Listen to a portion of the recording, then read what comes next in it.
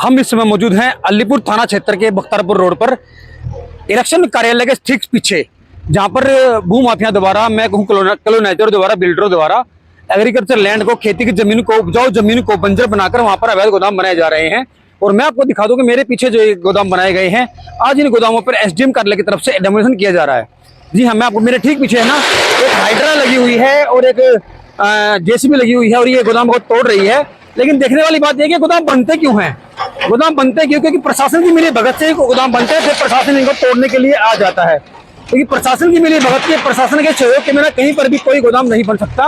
और जिस तरह से इन गोदामों को तोड़ा जा रहा है, मैं आपको बता दूं कि एसडीएम जो है, एसडीएम की तरफ से, कार्यालय की तरफ से ये डेमोलिशन हो रहा है। एसडीएम साहब की कार्यालय की गाड़ी मेरे ठीक मेरे पीछे खड़ी हुई है, मगर जिस तरह हम देख रहे हैं कि ये सिर्फ खाना पूर्ति हो रही है। जिस तरह से डेमोलिशन होना चाहिए, छत तो छोड़ी जा रही है, आगे जो है वो पीछे इन्होंने गड्ढे बना छोड़ दिए गए हैं, खाली शटर तोड़े जा रहे हैं क्योंकि छतें सबकी बरकरार हैं।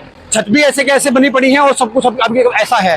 ये लग रहा है कि कहीं ना कहीं खाना पूर्ति हो रही है, कहीं ना कहीं प्रशासन के साथ कोई ना कोई बातचीत हो चुकी है, इस तरह से खाना पूर्ति की जा रही है। अब बात आती है अवैध गोदामों की। अवैध गोदाम बनता कैसे है? क्योंकि बिना प्रशासन की मिली भगत के अवैध गोदाम बन ही नहीं सकता। चाहे वो दिल्ली पुलिस हो, एसडीएम कार्यालय की तरफ से, तहसीलदार हो, पटवारी हो, या डीडीए प्रशासन की तरफ से, या एमसीडी की तरफ से, हर किसी अधिकारी को पता होता है कि किस जगह पर एग्रीकल्चर लैंड में कॉलोनी कटेगी और वहां पर ये अवैध गोदाम बनेगा। मगर होता क्या है कि कहीं ना कहीं लालच की पट्टी इतनी मोटी होती है और लालच का जो तेल होता है कानों में इस तरह जल जाता है, ना तो कुछ सुनाई देता है ना कुछ दिखाई देता है। उसी का ये नतीजा है जिस तरह से ये डेमोलिशन किया जा रहा है। और आज प्रशासन डेमोलिशन करने आ गया, लेकिन बात सवाल खड़ा होता है कि ये गोदाम बनाए क्यों गए? गोदाम बनाने की नौबत क्यों आई? गोदाम बना के किसकी मिली व्यवस्था गोदाम बने? करोड़ों रुपया व्यापारियों का लग चुका है, ठेकेदारों का लग चुका है, तो अब प्रशासन की नींद क्यों जागी?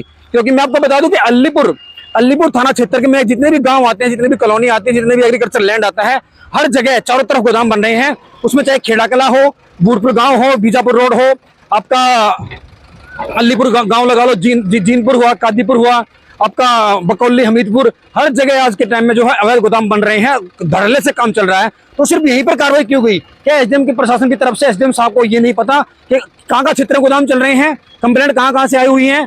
लेकिन नहीं, सिर्फ इन्हीं पर पीला पंजा चला है। हम देखते हैं कि जिस तरह से यहाँ पर पीला पंजा चला है, क्या अलीपुर थाना क्षेत्र के बाकी क्षेत्र में भी कहीं ना कहीं पीला पंजा चलेगा?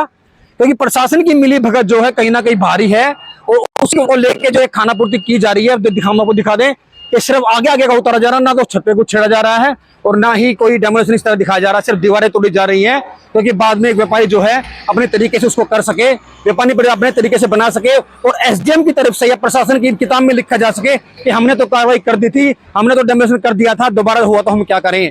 क्योंकि ये जितने भी तंत्र है, ये सारे सरकारी तंत्र जितना भी लगा लो, एमसीडी लगा लो, दिल्ली पुलिस लगा लो, एसडीएम कार्यालय लगा लो, डीडीए लगा लो। डीडीए का तो एक बहुत बड़ा फंडा है कि डीडीए गोदाम में का जो भी डेमोलिशन करने आता है डीडीए अधिकारी, वो एक गोदाम तोड़ देता है। क्योंकि आज जब एक गोदाम टूटता है तो आज का पास के व्यापारी में डर पैदा हो जाता है। वो डर जो होता है कहीं ना कहीं प्रशासन के साथ सामने झुकने के लिए उनको मजबूर कर देता है और वो प्रशासन के सामने झुककर कहीं ना कहीं प्रशासन मिली भगत होती है और फिर वो गोदाम छोड़ दिए जाते हैं।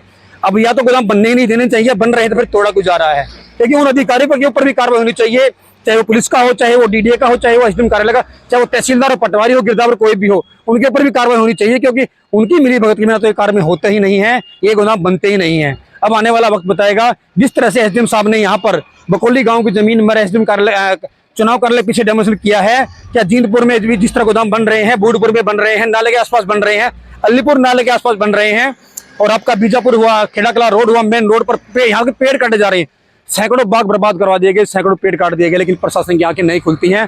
प्रशासन की आंखें नहीं खुलती क्योंकि प्रशासन की आंखों पर इतनी मोटी पट्टी बंधी हुई है, लालच की पट्टी, पैसे की पट्टी, क्योंकि पैसे की पट्टी सबसे मजबूत होती है और उस पट्टी के सामने सारा प्रशासन जो नतमस्तक है। उसी का नतीजा है जो इस बड़े बड़े गोदाम बना दिए जाते हैं और ये गोदाम बनकर तैयार हो चुके हैं। अब देखने वाली बात है कि इस तरह से डोमिनेशन हुआ है, क्या अलीपुर थाना क्षेत्र में बाकी जगह भी एसडीएम द्वारा, डीडीए द्वारा या मैं कहूँ एमसीडी द्वारा डेमोलिशन किया जाएगा? ये आने वाला वक्त बताएगा।